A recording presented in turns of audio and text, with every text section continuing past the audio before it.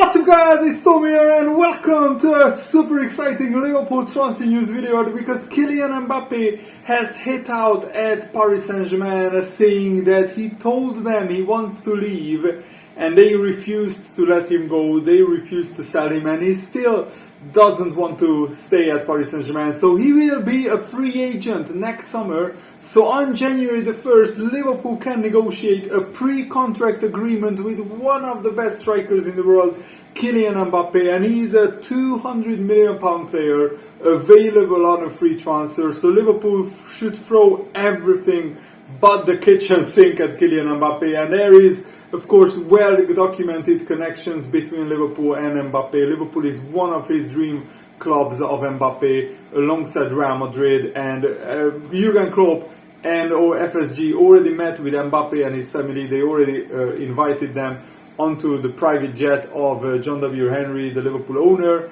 and they discussed the future plans for Mbappe. And even Jurgen Klopp wanted to sign Mbappe before he went to Paris Saint-Germain from Monaco. Liverpool didn't have the money back then, but I think Liverpool saved a lot of money in the past to transfer windows, and this is a bombshell news. I will give you the detailed report and also exactly what Kylian Mbappe said in this interview. So if you enjoy these transfer news updates, leave a like, and the Liverpool career mode is back later today. So if you are a fan of that, stay tuned and subscribe if you haven't already, so you stay up to date with the latest Liverpool news. And I want to say a huge thank you to OneFootball for sponsoring my channel for this month. OneFootball is the home of football, my favorite app. I've been using it for years. You can find all kinds of football news on there, and also you can find the stats, the latest transfer news. I've been going there almost every day, checking the Liverpool transfer news, because they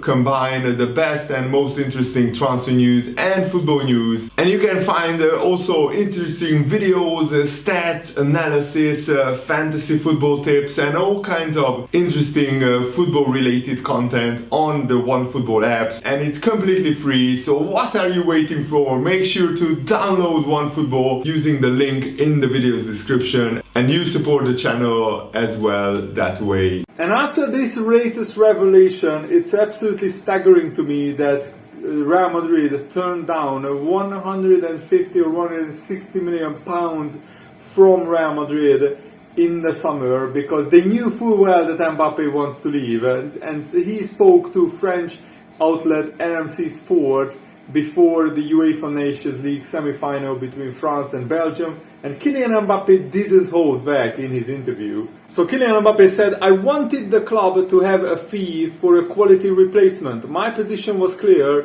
I said that I wanted to leave. I did not appreciate the fact that they said I came with the news that I wanted to leave in the last week of August. I said it at the end of July that I wanted to go. I said it early enough that the Paris Saint-Germain, the club, could react. I wanted everyone to come out of this stronger, that we leave hand in hand." And Mbappe added that he is happy to remain in Paris Saint-Germain for now, but he's free to talk to non-French clubs in January about a free transfer from July the 1st. Paris Saint-Germain probably thought that they could convince Mbappe to stay at Paris Saint-Germain by signing Lionel Messi and basically having a front three of Messi, Neymar and Mbappe. But it's clear that Mbappe wants to play in a stronger league. The French league is not challenging enough, and until he goes to either the Premier League or La Liga and wins the league title there and wins the Champions League there, he will never be considered in the same bracket as Cristiano Ronaldo or Lionel Messi. And maybe Paris Saint-Germain thought they could convince Mbappe to sign a new deal, but that's clearly not happening. There is still very upset Mbappe still is about this failed summer transfer. And basically in the media, Paris Saint-Germain tried to put the blame on Mbappe, and I'm sure that doesn't sit well with Mbappe, because I'm sure that he wants to feel respected and loved around the world. And the way that Paris Saint-Germain bent this story to suit their agenda, instead of course, giving it fairly and truthfully, is I think very concerning for Mbappe himself, and I'm sure that was just the last straw which cemented even more his desire to leave Paris Saint-Germain. Because imagine that you tell your club at the end of July that you want to leave, and then they come out a month later and say, "Oh, Mbappe just told us at the end of August that he wants to leave. He left it at the last minute."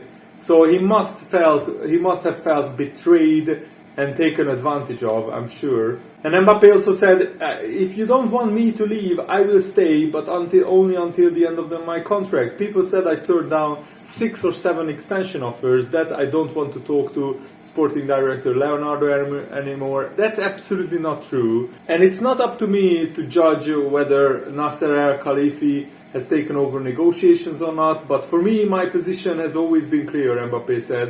I said that I wanted to leave, I said it quite clearly. And me personally, I did not appreciate the fact that they said, yes, he's coming the last week of August, because that would make me a thief.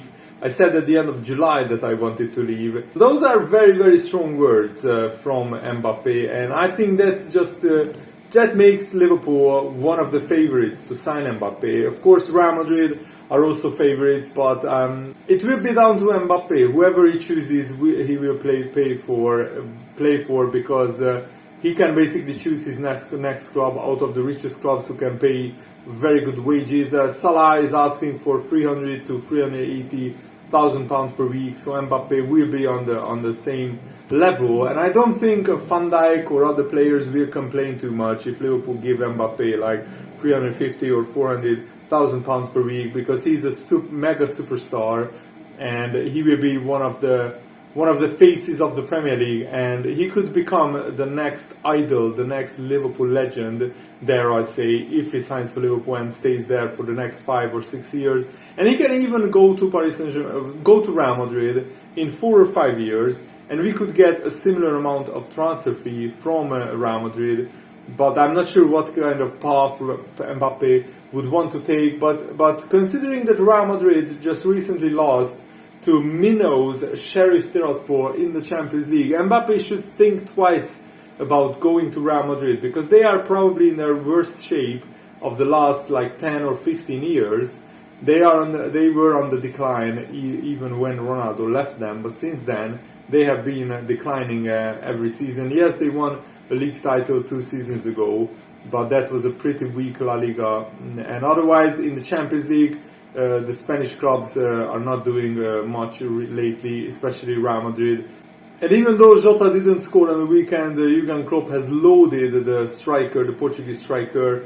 He said, "We are really happy we signed him. Honestly, he's got a really strong personality. You cannot know about that before you meet him as a person. He's really, even for his young age, a very mature man that makes it really enjoyable to work with him. It's not easy to improve us, but Diogo did definitely. Scored important goals. He's actually a player made for our style, pretty intense, technically good, really fast, good in the air, both feet really good." And I think that keeping the strikers fit, Jota, Mane, Salah, Firmino, is absolutely key to Liverpool successfully completing the season by either winning the Premier League or winning the Champions League. If we fail to win a trophy, I wouldn't consider this season a successful season. And Graham Souness made a big claim that Liverpool are far ahead of clubs like Arsenal and Tottenham. He said, when you look at the 4 big teams, Manchester teams, Liverpool, Chelsea, I think 3 of them are so far ahead from the rest. Right now they are so far ahead. When you look at investment, Man City, Chelsea and Man United have, and Liverpool are in great shape. I think it will be a long way back for the 2 North London teams, Arsenal and Tottenham, looking at them and the direction they are going. And they will need to get a lot of transfers right, those clubs, if they want to compete with the likes of Liverpool, Man City and Man United and Chelsea. But I think even Man United, even though they signed Ronaldo and Sancho and Varane, they are still a shaky team, and they are still dropping points left, right and centre. And Ronaldo was super frustrated after the Everton game, and rightfully so. Those are the kind of games that you need to win if you want to become league champions. And I think Man United will probably finish in the top 4, but I don't see them finishing ahead of any of the other big three. So I see Man United finishing in 4th place. Jamie Carragher also tipped Brendan Rodgers to be top of the list of prospective managers if Jurgen Klopp leaves Liverpool in the 3 years. He said, I'm a huge fan of Brendan Rodgers. I think he's a brilliant manager. I've worked with him for 12 months at Liverpool, and I think this job came a little bit too early for him. If Jurgen Klopp was to leave Liverpool, Brendan Rodgers would be top of the list. That's not going to happen that Jurgen Klopp leaves Liverpool right now because and also Brendan Rodgers has been at Liverpool before, but he has done a brilliant job at Leicester. It's a bump in the road for them, and I almost feel at Leicester because they have fell away at the end. It's almost looked at negatively all the season that they threw away the top 4. Well, my problem is that Brendan Rodgers in Europe was absolutely atrocious, and he continued his dreadful, awful record into Leicester City because they got knocked out by Slavia Prague, a team with a fraction of the resources of Leicester City, and also this season they lost to Legia Warsaw.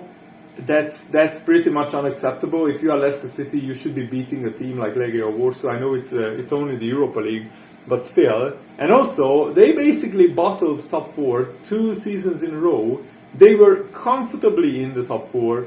Other big teams were struggling. Liverpool were mightily struggling last season, and the only reason Liverpool could leapfrog Leicester is because Leicester had a terrible last 5 or 6 games where they collected, they had relegation form. They collected just a fraction of the points that they should have collected.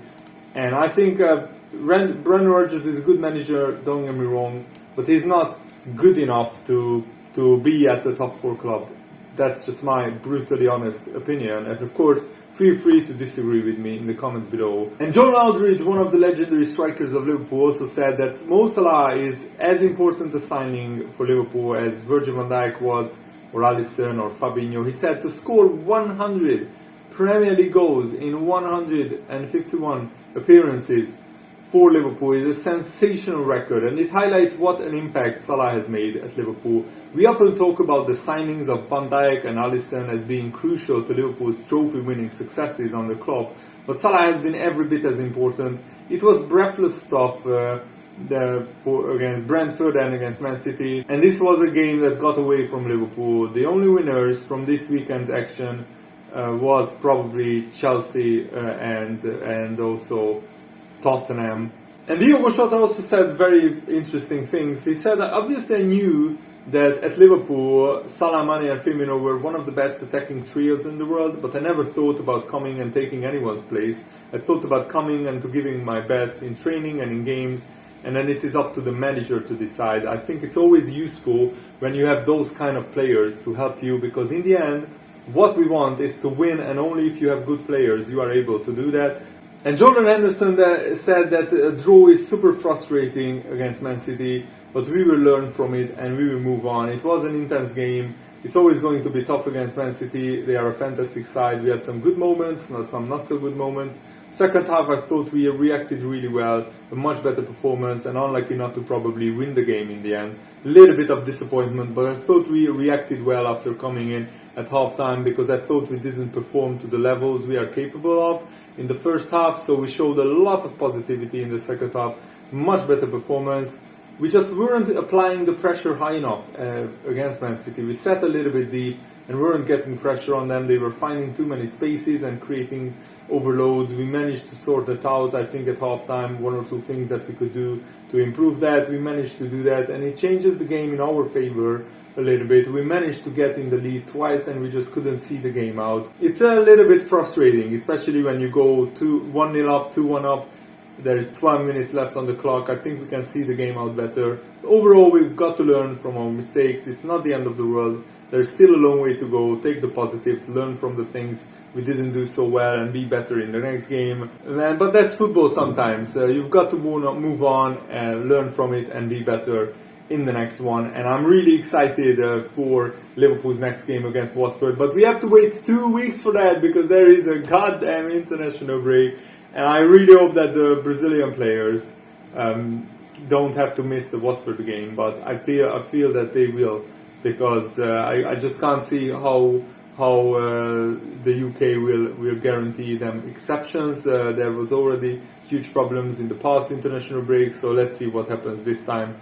But yeah, I'm a little bit worried about the Liverpool players going away on international duty. Let's hope no major injuries happen. And thanks for watching, guys. Hope you enjoyed this. Have a nice day. See you later. Good night.